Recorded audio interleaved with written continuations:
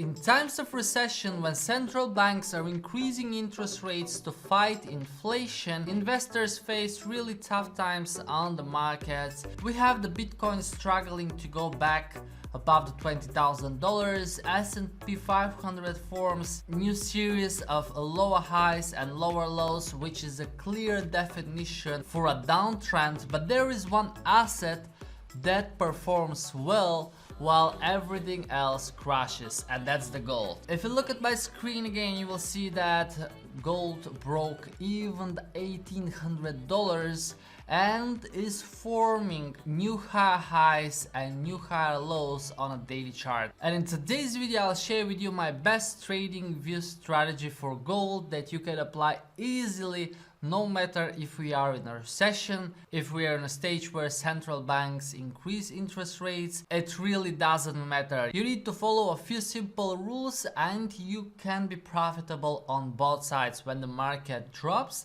and when the market rises. So gold was really bearish for the last few months, almost a year. We were in a clear downtrend and the price formed lower highs and lower lows, lower highs and lower lows until the 22nd of November.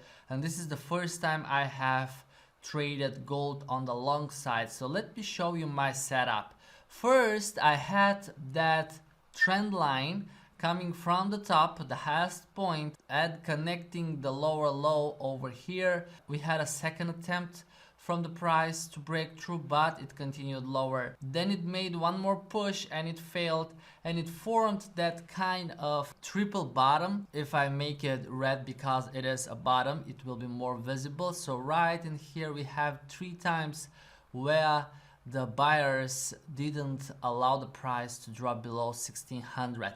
Once the price broke aggressively that trend line and it broke the resistance, which previously was a support, I'm talking about the 1680, this line over here, you will see that it was a support back in August 2021, then in July 2022, then it became resistance once the price went below that level, and it failed one time. So an important level on the market is the one that has been support and has been a resistance as well.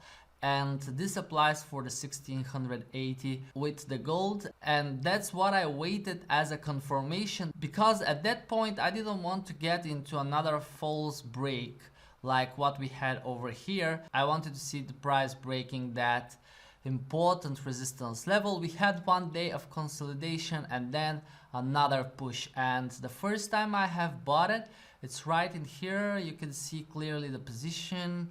I have kept it on the chart. So what I had a pending order to buy, and obviously my stop loss was below these 3 bottoms over here. And then my take profit was not just somewhere randomly, but below these recent highs, which were resistance in August, or if I have to be precise, that was at the 1795, and I placed it below the 1800.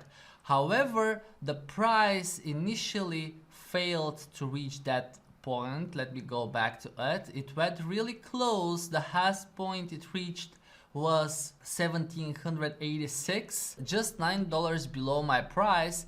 But I kept an eye as well on the M15 chart, and once the price went below the 3 moving averages that I have, and these are the 20, the 100 and the 200, once the price went below those, I took my profit at 1772 and I went out of the trade.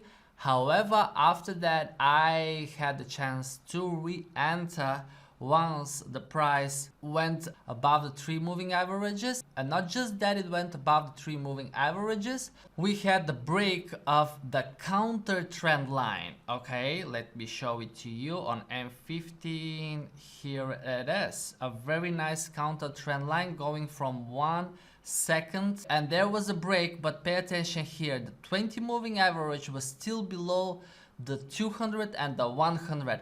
And with that break over here, once the 20 got above the 100, I have entered into the trade. And if I have to be very precise and zoom it, you will see exactly where it is. That's the break of the counter trend line. And then we have the confirmation from the moving average. And at the opening of next bar, right in here, I have bought gold again. Stop loss is below the 1728 bottom, this one over here. And now I am chasing the next zone of resistance that comes right from June. And I always want to put my take profit at a realistic place, so I have it at 1855. Let me show you one more time the trade so you can have an idea.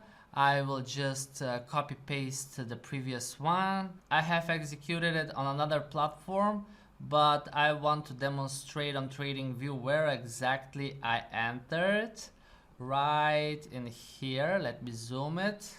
Right after the 20 moving average crossed the 200, and at the opening of next bar, right at that bar, I'll zoom it a little bit more to show you exactly the entries. So here is the break of the counter trend line, and then at the opening of next bar, right after the 20 crossed the 200 upwards, I went into another long trade. My stop loss is tight this time, right below the 1728. I have it at 1725, and as I said, my take profit is at 1855. And if I click on OK, you will see where it is.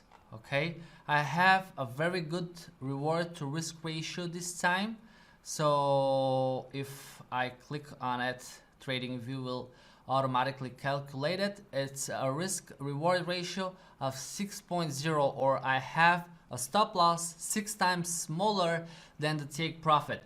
And with the previous trade, I had risk reward ratio of 1.54. Alright, so it really depends on the trade. Do not follow rules that your risk reward ratio should be 1 to 3 or 3 to 1 or 2 to 1. The market doesn't care where you entered and what is your risk reward ratio. You need to keep your stop loss at a safe place, target realistic profits, and at the same time trade a quantity that will allow you to put your stop loss at a safe place. Ignore the risk reward ratio. Sometimes I open trades that have risk reward ratio below 1, which means my stop loss is bigger than the take profit, but I want to keep my stop loss in a safe place and I want to have a realistic take profit. So ignore all of that crap that your risk reward ratio should be 3 or 4 or 5 and that one profit will eliminate 3 or 4 losses.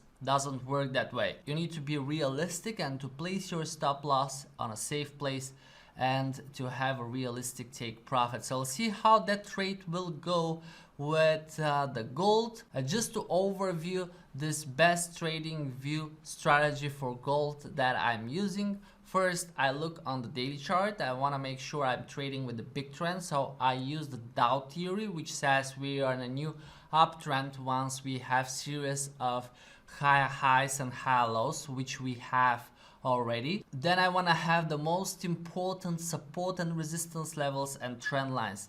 Check this out. I have just one support level and one trend line. I don't have 10 of them or 50 of them. Some traders try to make it really complicated and at the end they don't see the price from too many lines and indicators on their charts.